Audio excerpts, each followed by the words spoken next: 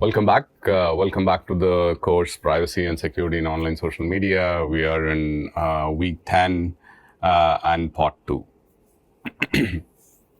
As you would remember, in part 1 we looked at bias, ethics, right? Ethics in terms of doing the study.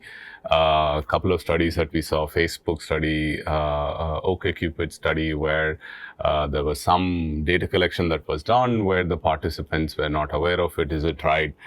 Is it the right method to collect data? How much can you actually infer from this data? Can this data be made public? What are the repercussions of making such data public? All that is what we saw in the part 1. We'll continue with that, as I said in part 1, where we only saw what the problems are. Now we are going to look at what the solutions for some of these problems are. Feel free to ask any questions in the discourse if you have any.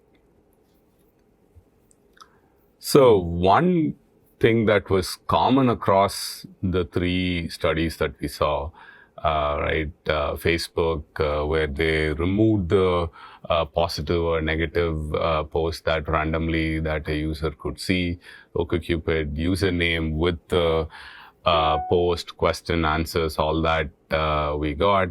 And using that, people re-identified or identified the religious affiliation, religious connections of users, and political affiliations of users, all that. There are certain things that are common to all these, right? Lack of participant consent.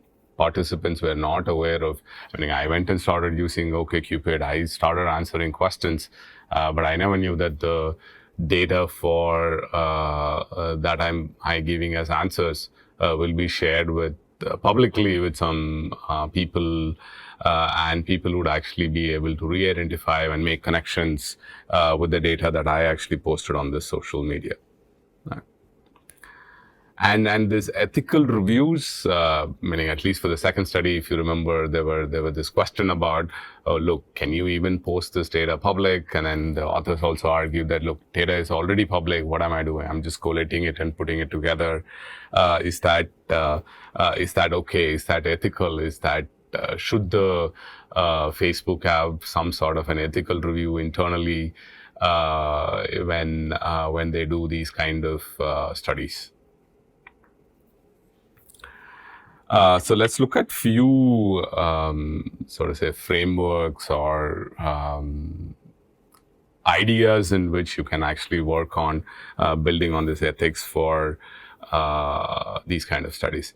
Particularly, let's focus only on the social data. Meaning, I think this ethics is nothing only to do with the social data, nothing only to do with the online data. This is across, right? For example, if you were to work for a company which is producing new medicine, they would actually test it. They want to test it, or they should test it on human beings, right? At some point, meaning they may not do it when they start, but at some point they would actually want to test it on human beings. Actually, people who would take it. Let's take if it is for headache, if it's for body pain, all that. While doing the testing, also you need actually all this ethics clearance, ethics committee should look at what are you going to do? Meaning, how often will you actually give the tablet? Is there any side effects? All that is what the main questions that the ethics committee or the IRB will actually look at it. Let's see them in detail now. So here is one approach. So this is the idea here in this slide, which is called replace, refine, and reduce.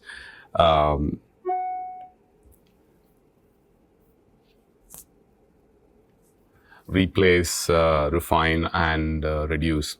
Right. So this is principles of human experimental technique. Russell proposed principles for animal research, because these kind of research, these kind of data collection was initially done on even the medicine example that I gave.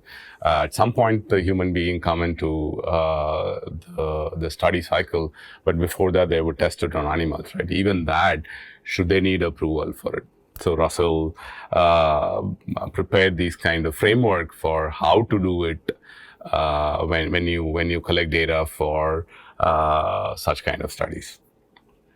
The idea of replace, I'll actually go through replace, refine, and reduce in detail in the next 3 slides. But here is the idea: keep the Facebook OkCupid experiments in mind. Replace experiments with less invasive methods if possible. There are ways by which you can say that, look, I don't want to actually take the username. Can I actually get whatever I want without doing this intrusive methods of using the data, collecting the data? Refine the treatment to make it as harmless as possible. I mean, you don't want to sort of say, do the injection. I mean, I want to test the new medicine that I'm doing. Can I just inject 1 per day on the participants and try and see what happens? Or can I just give 5 at a given point and then see how users behave? That's not the way you can actually collect this data, right? Can we find harmless ways of doing the data collection? Last is probably very relevant to our course here, because reduce the number of participants in your experiments as much as possible. Just because we have this access to social data, which is available at a large scale, doesn't mean that we should just collect as much as data points as we want and put it as part of the study. Even the Facebook one, right? 700,000 people they used. This was around 67,000 people, right? Is it even necessary to use such large data points for doing the analysis, for asking the research questions that they were asking? So now each idea separately in one slide, trying to find other ways to actually do this experiments that we have already seen. Replace experiments with less invasive methods. Here is one way, which is random experiment. If you look at Facebook, it's not really a random experiment, but they actually thought that the users that they selected, one can argue that it was random. It was some form of selection that they did on deciding on who this 700,000 users should be. I don't know if you can think of any ideas for how to fix the Facebook experiment by a natural experiment. Again, leave it for a second, think about it, if it's possible to do the experiment.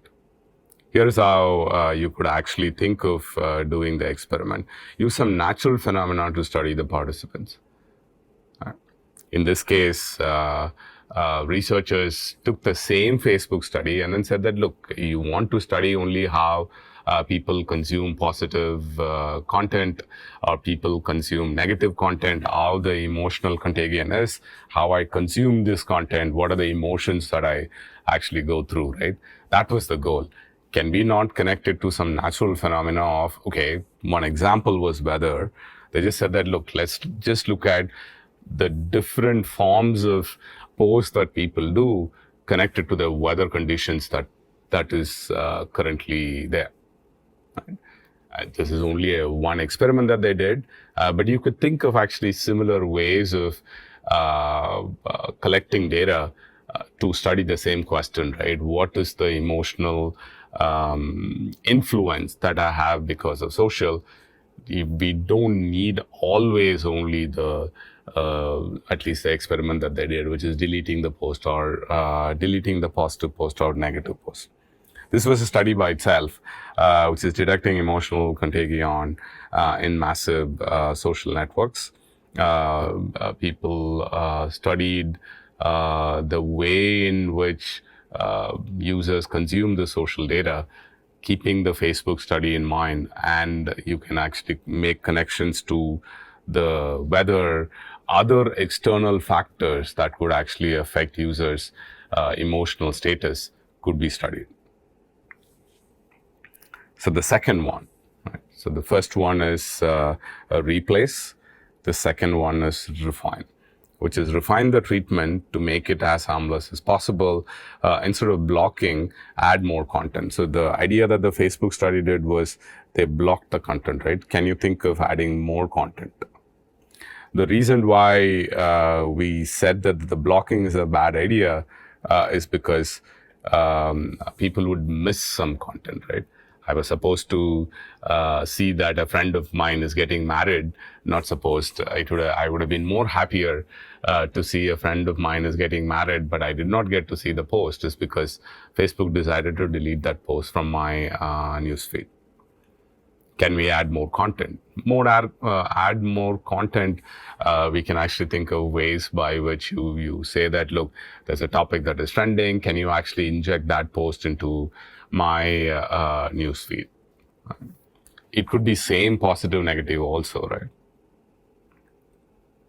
So the last one, there's more in the last one is because that's where I think some of us should keep in mind when we actually do this data collection in large scale. Reduce the number of participants in your experiment as much as possible. In the olden days, analog experiment, it was expensive, so naturally the sample size was smaller, whereas today the large sample size is there.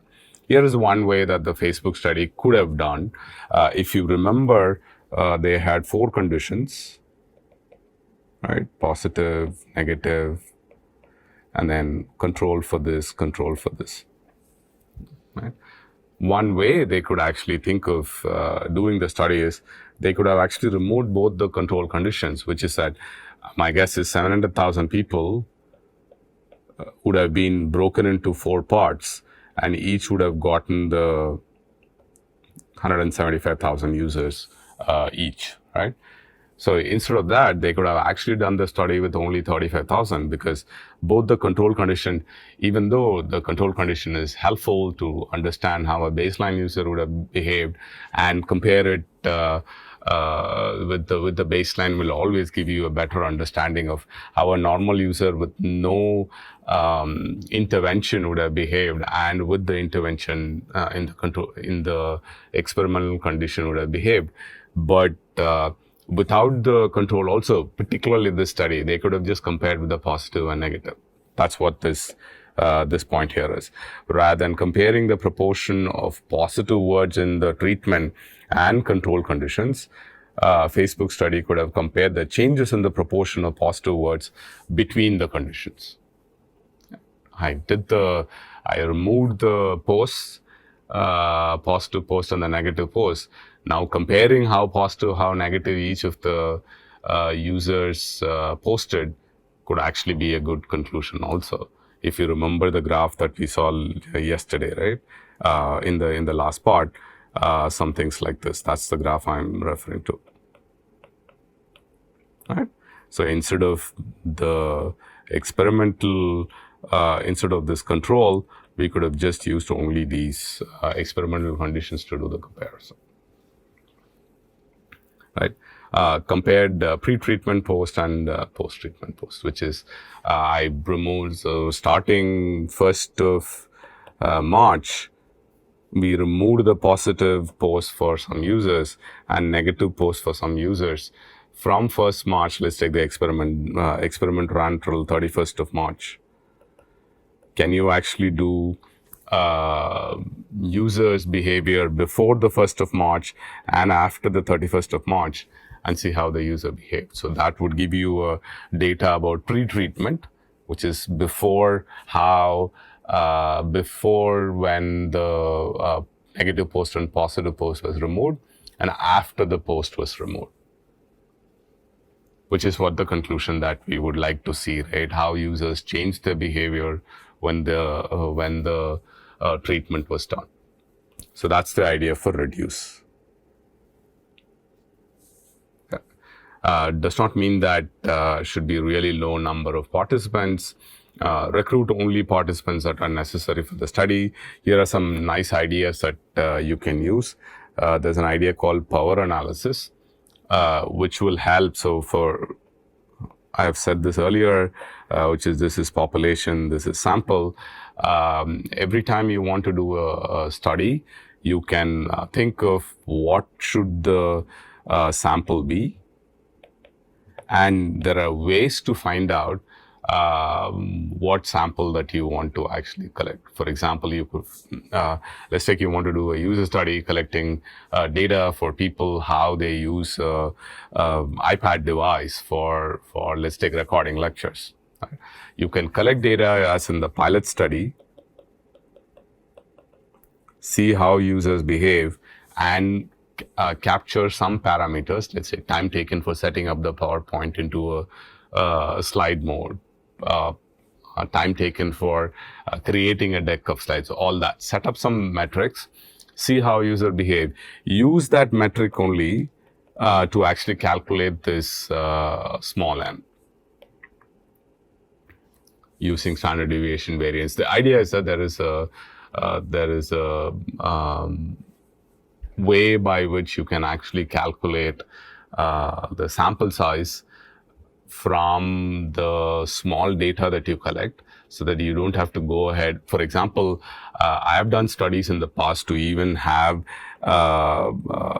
participants only of 13 people in a study and actually have a strong result saying there is statistically significant difference between user behavior for doing certain things. In my case, we were doing about how people pursue phishing emails. What are the behavior of users and while they look at phishing emails, right? So 13 participants in 2 conditions each, and we were able to actually show statistically significant difference between the participants. That's all you want, right? Meaning, I understand that 13 is actually very low, but if you do it with 300 people, the significance of the study, the statistical significance of the study may not change a lot when you already have a significant difference between the control and the baseline group. Okay, so that's what the power analysis idea is. Earlier, power analysis was done to make sure that the study was not too small. Meaning, I have done power analysis for these 13 participants to show that, look, 13 is good enough to actually show the significance that I want to show. But now, given that the resources are, the data is largely available, we probably have to do power analysis to show that study is not too big. Right? So, okay, do you want to, meaning just because they have access to 700,000 people, they cannot be taking the users and putting them part of the study. If they could get the same conclusion with just 300 people in each conditions, why not do that? Okay. I've used this word IRB a couple of times before. IRB stands for Institutional Review Board, and another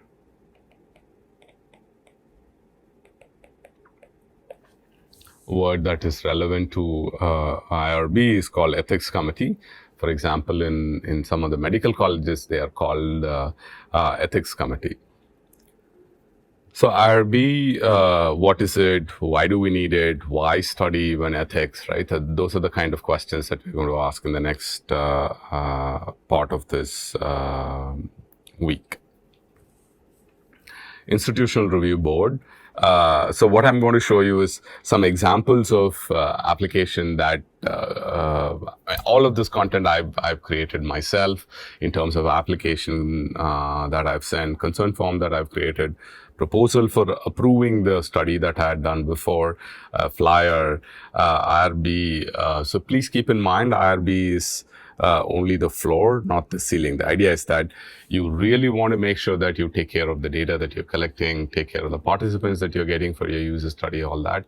But if there are better ways to do it, IRB approval is only to make sure that something drastic is not going wrong.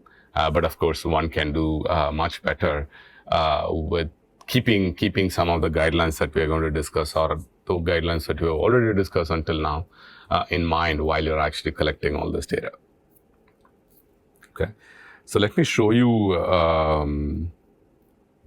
some parts of the proposal, application, all of this.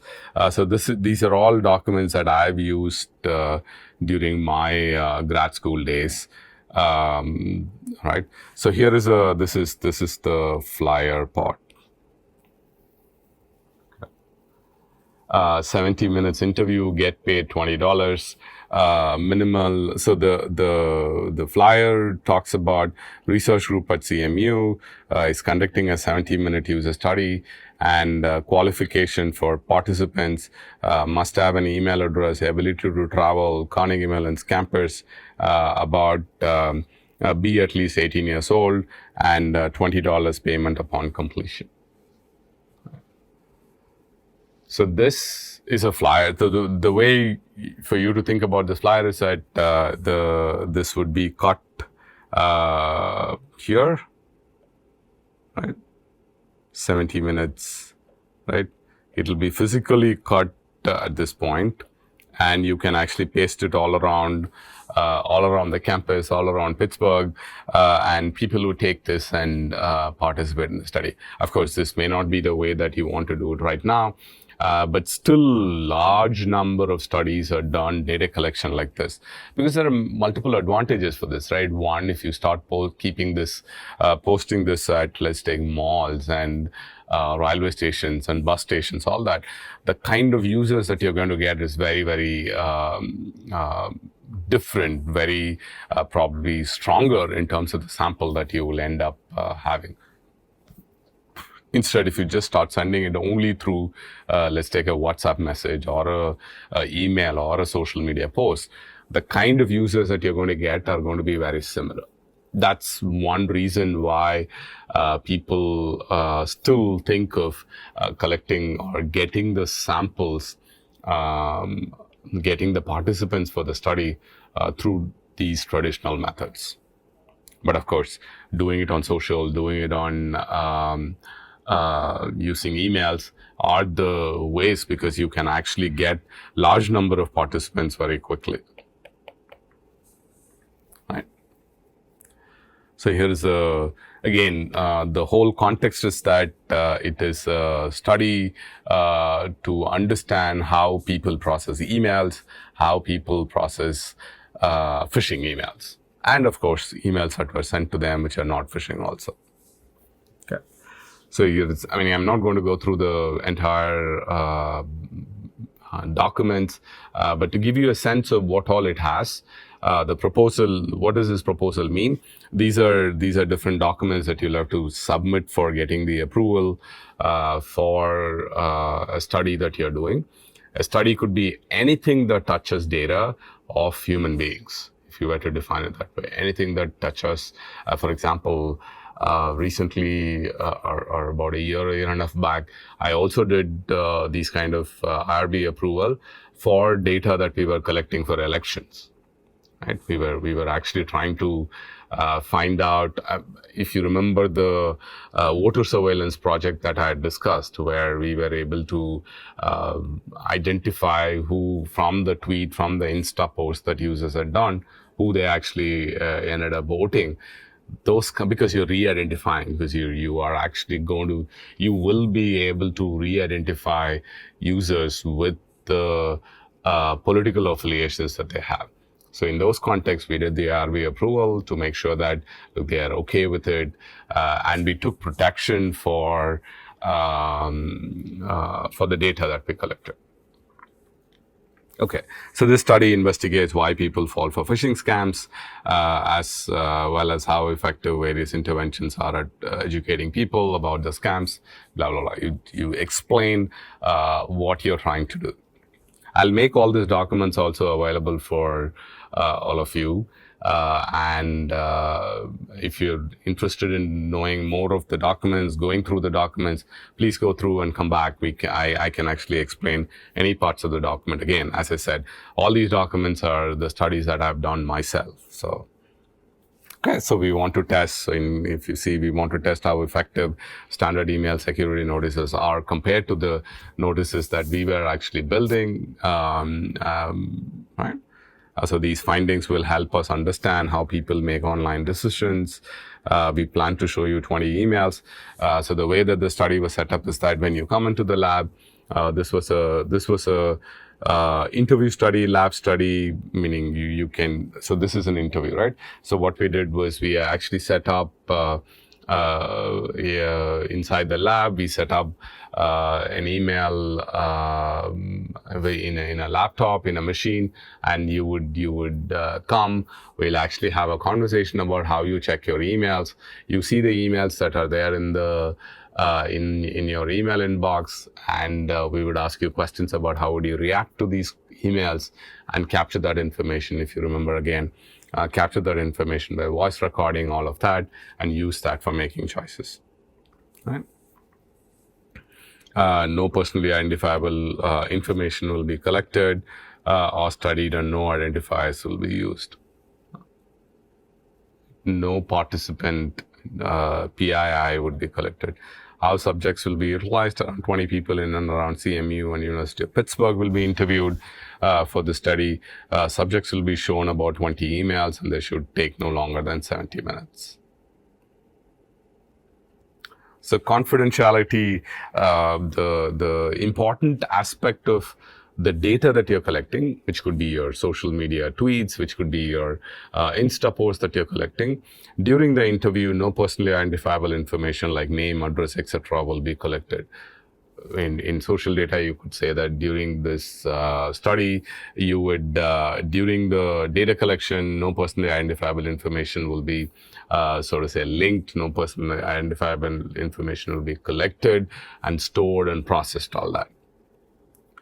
One group of subjects will receive one set of emails. It just goes on to explain, but here is the other one. Only authorized members of the research group will have access to the audio files of the transcripts, which is the recordings that is being done.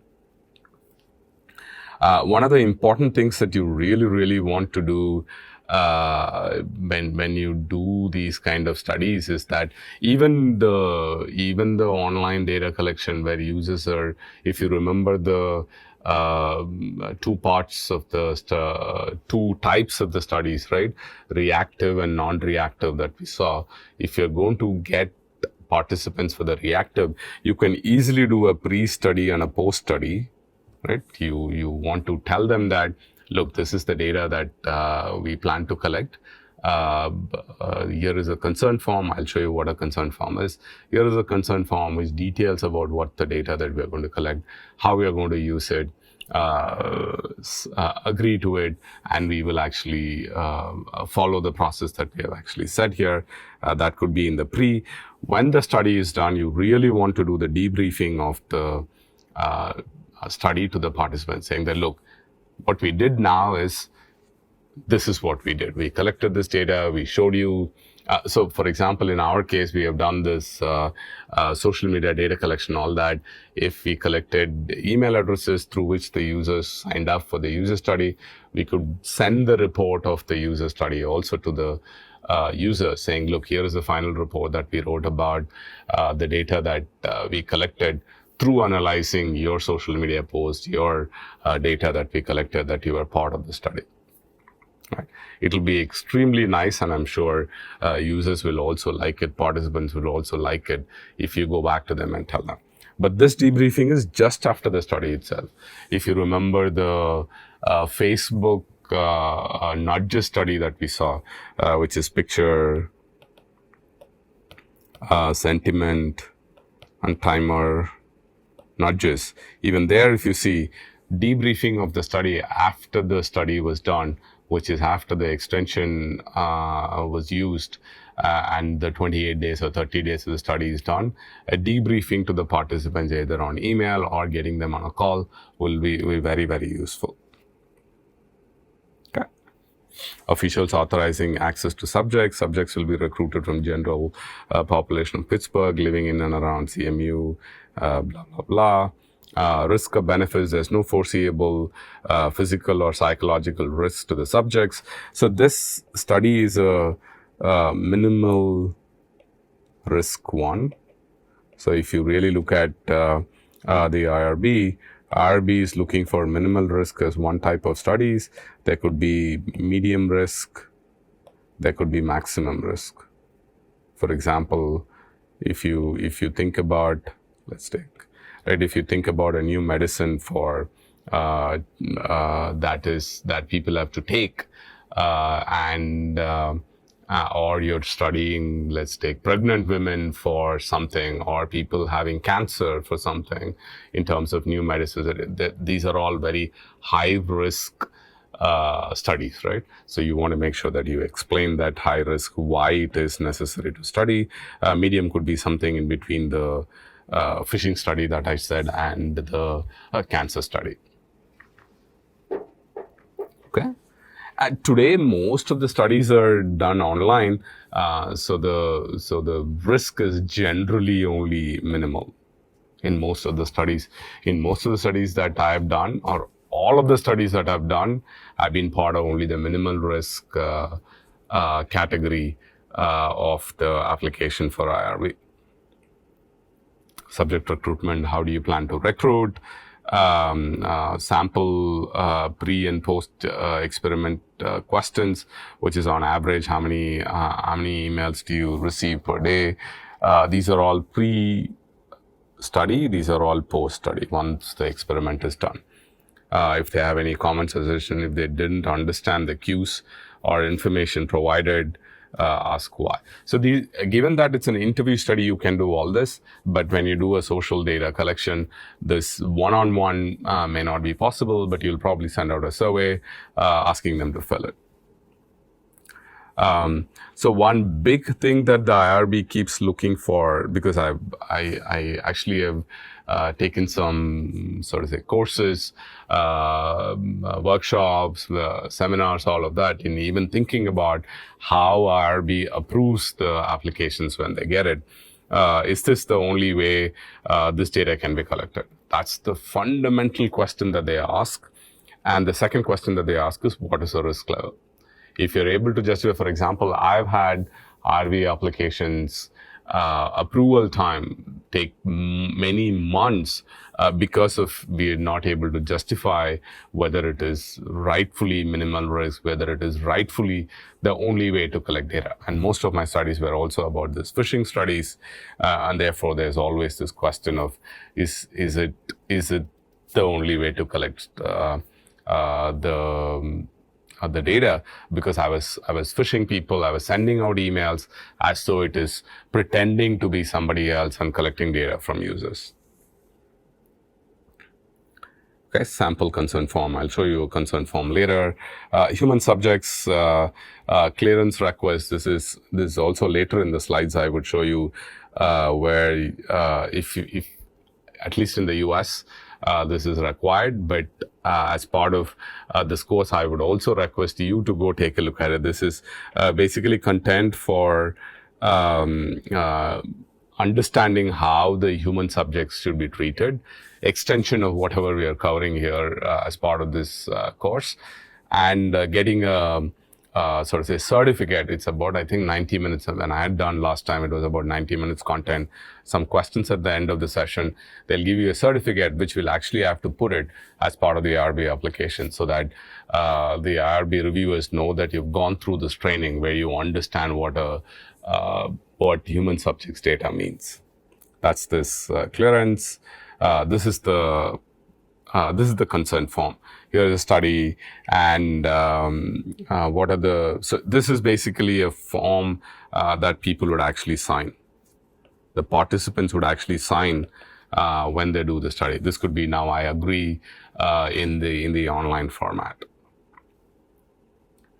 So which is purpose of the study, interview procedure, compensation, risk, discomforts, research benefits, rest all we have seen, right? Interview procedure, purpose of the study, compensation, risks, research benefits. Right is by no means should you feel forced to participate in this interview. You can withdraw your consent and stop your participation in the interview now or at any time, blah, blah, blah, blah. So making sure that the participants feel comfortable. Confidentiality, we already saw that the data should be protected. And in case if you have any problems, the PI, in my case, it was my advisor, and some contact information.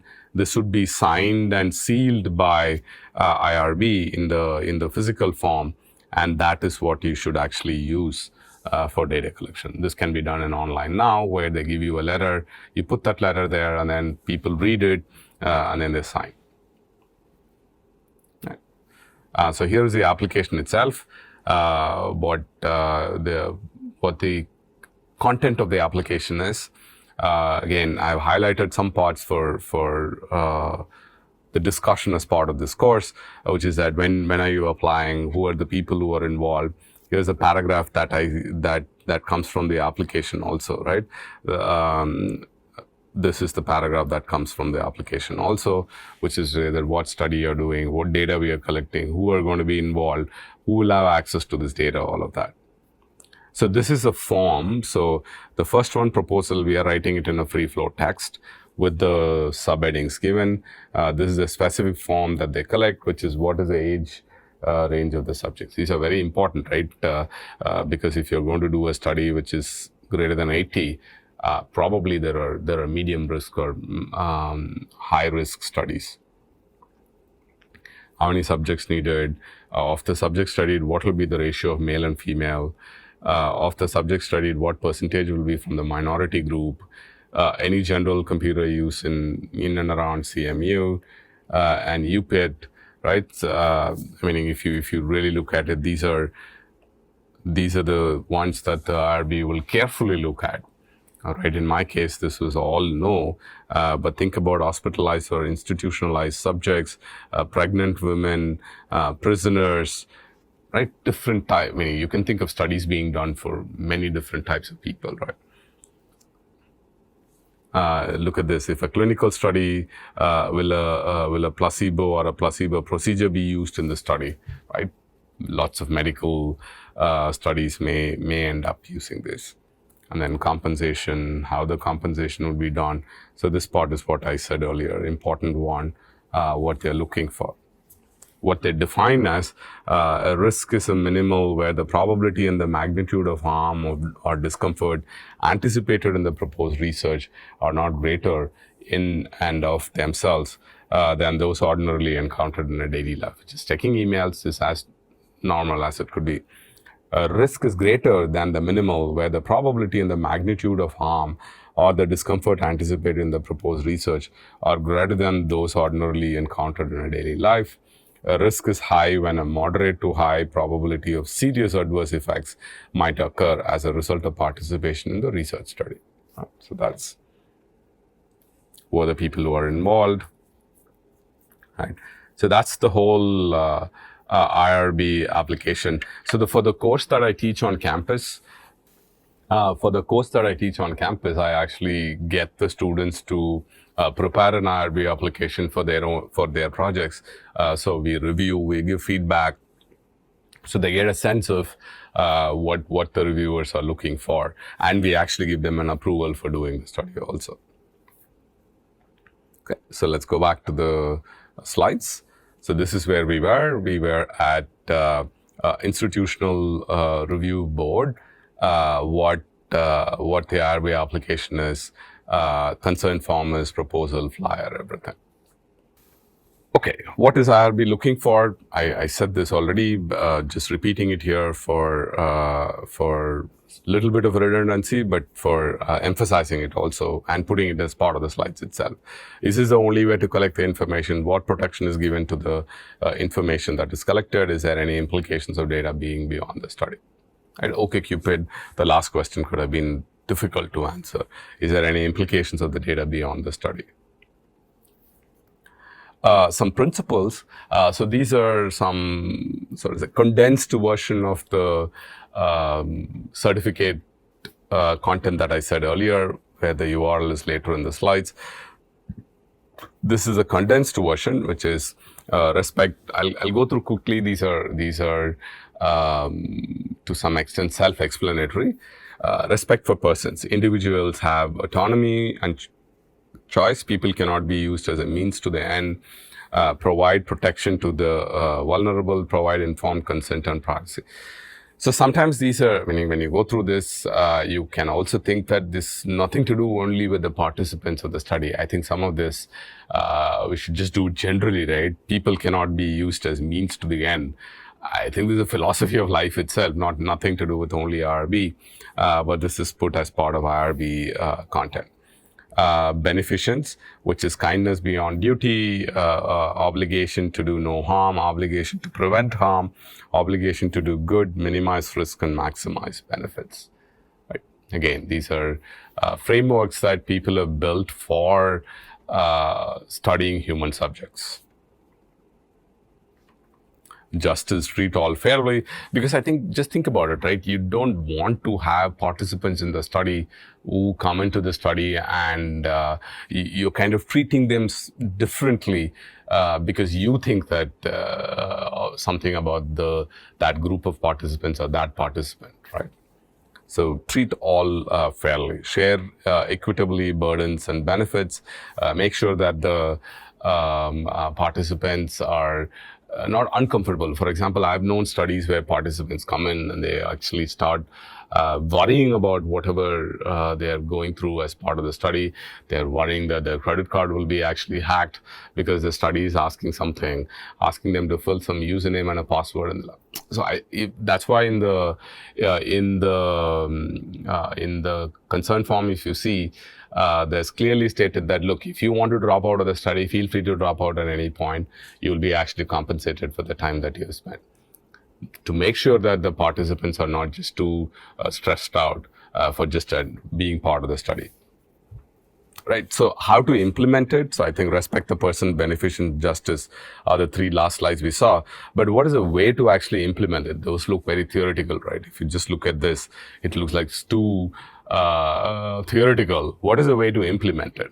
The way to implement the first one is respect for persons just to the consent form. Any data collection that you do, make sure that you actually put together a consent form which you present to the user and try and make sure that they read it, they agree to it. Assessment of risks and benefits and minimal risk. That's how to implement beneficence. Justice is fair selection of participants. You don't want to have a biased set of participants, right? Because you are interested in studying some parts of the city, some type of users, you don't want to have all the samples selected only from them. Oh, I'll just select all the participants only from my university. I'm trying to study engineering students in city, but it's okay. I'll just do convenience sampling and get participants only from the study. I think that's completely unfair. Ethical guidelines. These are, again, this is a guideline that came out. British Psychological Society highlights the importance of respect for autonomy, privacy, scientific integrity, social responsibility, and maximizing benefits. Again, this is repeating from the earlier ones because the earlier ones came from some report that was done, work that was done long time back. This is 2021 talking about how human subjects to be treated. That's the URL. Here's another, so if you just think about social media data, most of the things that we talked about may not directly apply, right? Because we are talking about medicine, we are talking about other types of maximal risk data collection also, which in social data probably it's not there. So here is a set of framework that you can think of just for social. Let's walk through what it is. So this one, this is, does your research involve social media data? In our case, yes. So if yes, then consulted the terms and conditions of the platform. Did you read the Facebook's privacy policy, terms and condition policy? Did you read the Twitter terms and conditions? Yes. Consulted relevant institutional guidelines. IIT may have some guidelines for how to collect this data, what to do it. Have you read it? That's what here is. If this is not there, please go and read the terms and conditions and legalities. If this is not there, please go check the institutional review board, all that. So now that we are done with knowing what the platform policy is, knowing what the institutional policy is, can the social media user expect to be observed by strangers? I'm doing a post. Is there a possibility that somebody could actually look at the post? It's possible. Compared to, let's take if I'm only doing messaging, somebody on a platform, which is on a private platform, the expectation is that others should not be able to see it, right? That's what this means here. This is an S, right? If I'm doing DM and there is nobody should be able to see it, that's where this will come. Right? Are the users vulnerable? Children, etc., right? No, so it's okay. If not, definitely there are a higher risk. Is the subject matter sensitive? Meaning, are you collecting, let's take relationship status? Are you collecting some medical status from a social media platform, right? For example, in Reddit, in other sort of say healthcare platforms, you could actually get a lot of sensitive data about users, whatever they're sharing. Is that what you're doing? Is the subject matter sensitive? Let's take no. S, again, you go back here. If it's yes, will the social media data be anonymized? Hopefully yes. And can the data be publicly shared? So in this case, yes. And that's when you actually say that, okay, I've come through all this process. Now it's probably good to do the study and do the analysis, whatever you're thinking about. If this is no, will the data be not anonymized? Or if the data cannot be made public, reuse and republication of the data, you have to think about that. Right? What are the strategies for reuse and republication? Next few slides are just zooming into whatever I did now. Let's go through that, which is the first part, left part of the framework. It's consult relevant guidelines, terms and conditions, check compliance with the platform, take the IRB approval. That's the first part. The middle part is the data really already public? Is the data in a private group, which is private groups, or in direct messaging? Are the users vulnerable, which is children, pregnant women, all that? Is the data potentially sensitive? The last part, is it ethical to share the data? Aggregation reduces harm. We saw in the earlier lectures about anonymization. An aggregation method also is that I don't want to share details about every tuples. I will just say in aggregate, saying 40% of my users in the platform did this. Data sharing can happen at different levels, right? It does not have to be that I actually make every tuple, every row public. Users must be anonymized before publishing the data. That's the framework, just to help you think about when you're doing the data collection and when you're analyzing the data from social. So that's the certification part that I mentioned, which is just for any user studies, any IRB application, you want to actually do this and make sure that you go through this content, some questions at the end, and just have the certificate. I actually did this during my, again, grad school, where the certificate used to be kept with the IRB application. In the recent past, this whole idea of conducting these studies, IRB, ethics committee, all of this has become more and more important because the awareness is increasing. There's a lot of research done also now on how these methods should be followed, how these frameworks should be followed, meaning lots of questions even about Mechanical Turk, right? Mechanical Turk users are doing the study. Is it even correct to get the data from Mechanical Turk users and use it the way that we want to use it for research? Is the compensation right? Lots of these questions have started coming up, and a lot of research work is also done in this space. I think broadly, if we keep this as our guideline or belief system, so to say, I think our belief system should be that researchers have a responsibility to know how to conduct research ethically. I think many people would know this part. I think we should also understand how to make sure that it's all ethically done. So here is a framework again to think about why this is important, but this is coming from World Economic Forum, talking about just because large data, again, talking about ethics side of it. Right? This report is good data, sharing data, and fostering public trust and willingness from World Economic Forum. The way that they're thinking about the data is that it's an interesting way, which is that first you look for the legal compliance. If you go back and think about the framework that we did, that's what that framework also started, right? Which is first look for terms and conditions. First look for RB ethics committee clearance on campus in organizations, right? Legal compliance. Then you think about privacy considerations, right? Again, the framework also, if you move into the framework, then you start thinking about, oh, can the data be made public? Are users more vulnerable? Are users sharing something personally identifiable? All that.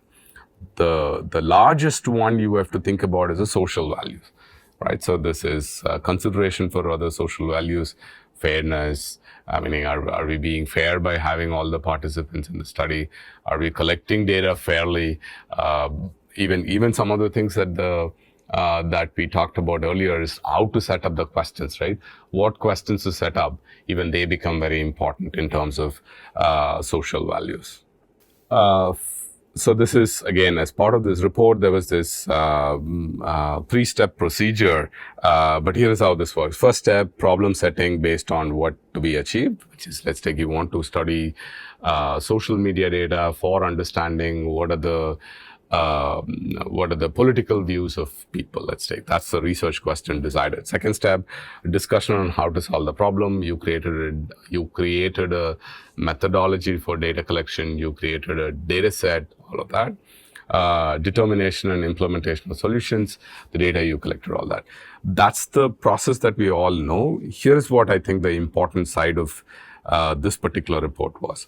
This was, so when you think of the ethics part of the studies, majority of the times we start thinking about ethics, bias, everything after the second step, which is what they have highlighted here. Current inadequate participation in the process.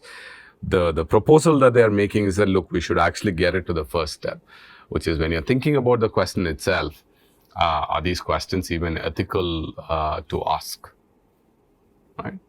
To study, to get users to share, all that. That's what, again, these are more recent ones to look at. Feel free to take a look at the report. World Economic Forum, good data is this report. Okay. So that's what I had for this part 2, week 10. The important aspect to take from this part is that, look, there is something called as IRB. Data should be protected. Data plus users should be protected. We as researchers, engineers, I think researcher is a slightly narrow view here, but we should actually consider thinking about this ethical thing, even if you're building a tool, right? Even if you're building an app, even if you're working for an organization, I think we should start asking these questions. I think I requested you to go look at the social dilemma video in week 1, documentary from Netflix in week 1. I don't know how many of you have seen the whole documentary. If you remember, that's one of the questions that some people who were working in these companies started asking, right? They were working for Google, Twitter, all this, and they started seeing how these platforms were using the data, and they started getting concerned that, look, I think the data that the posts that users are doing, the data that the users are sharing on our platform, the way that it was intended and the way that it is being used are not matching, and they started asking questions about it. Right? So that's what I'd be very interested to see if any of you are asking these questions from the data that you're collecting, right? And some frameworks we saw, which is reduce, refine, replace, right? All of these frameworks exist on how to go about it. In IRB, we saw all the documents, consent form, application. Right?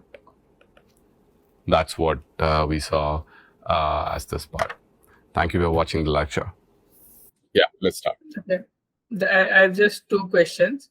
One is, in the lectures, we talked a lot about how we have to think about privacy while maybe making these like doing these researches, making consent forms, etc.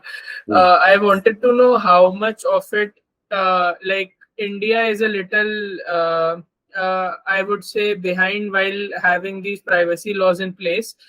So when I'm making something in India, how much of it should I follow? Like, should I look at these rules made in America to have a baseline on how much should I collect, or what is the situation in India? Kunal, I think the way to think about is that we really need to make sure that uh, we treat the data that we're collecting ethically. Meaning, it may be the case that the US ones are too strict or the European ones are too strict. But I think we should be aware that, look, there are these reasons why these policies have come up, right? And make sure that the policies, make sure that the data that you're collecting, the users that you're talking to, have at least minimum expectations that the data is not going to be misused, data is not going to be made public. At least that we should definitely do. Just because, for example, just because the institute that I work does not have an IRB, we cannot say that I will not do IRB now, right? And today, if you see, there are other ways by which there is external force coming in, which is the conference is saying that, look, if you don't have an IRB approval, I'm not going to actually accept the paper. It may be that the funding agencies or the investors may also start saying this, right? You're building a tool, you want to implement it in India. If I'm a VC, I would ask the question saying that, look, what are you going to do with this data? Will anybody get a problem? And then only I'll invest in your company. So wherever you go, I think it's coming. Large companies, it's not clear to me how, if they are doing it, are they doing it with these kind of RB approvals, or that are, like I said in the last part also, it may be the case that they are doing it, we don't know, or they're not doing it, we don't know, because only when people talk about it, we'll get to know it, right? Yeah. Understood, sir. And one more question I have was regarding this refine, reduce, and re- uh, yes. So that cycle replaced reduce, refine. So in that, when you talked about reduce, with the correlation in animal research, they actually talked about reducing participants. But here you said about uh, we may not really have a low number of participants, but you talked about this power analysis of study being under or overpowered. So can you just explain a little on what Yeah. is? So power analysis is that, Kunal, the way that the power analysis works is that you collect data for some users and get the, so to say, standard deviation variance. For example, in my case, meaning the one of the experiments that we have done is, we saw that how many people are actually uh, identifying phishing email correctly, how many people are identifying legitimate emails correctly. You get this for every participant, and you find the, so to say, mean number of times that the participant is able to identify uh, email as a phishing email or a legitimate email, and then you compare. You had two groups, right? Control group, at least two groups as control group and experimental group. Now, using this, you can actually say that, look, the power of just three participants itself is so much, right? If I make this participants only 15, the power that I will need is enough for the study that I want to prove. I don't need 5,000 people to compare. Again, if you remember the way these comparisons will happen, statistics, if you connect to statistics, right? Many of these metrics, right? The t-test, chi-square test, everything, there's this always is n that is used, number of rows that is there. Meaning, you will start getting enough power if the two groups has already a difference. For example, if I do 10 people in each group, and I ask saying that identify whether this email is phishing or not, Control group is able to identify only 2 times of the 10 times they see, whereas the experimental group, which is whom I already told how to identify phishing email, education is done, they're able to identify 8 times in the 10 times. There's already a difference, no? If you do statistical test of these two, 8 versus 2, you will already get sort of say significantly, statistically significantly different results. And therefore, then why do I need more set of participants? That's the argument that we need to make. I can actually point post sort of say, or I don't know where, but wherever, I'll probably add it to the deck on just pointer to a power analysis also, which will give you details about how to actually mathematically do it. Okay. Thank you, sir. Okay.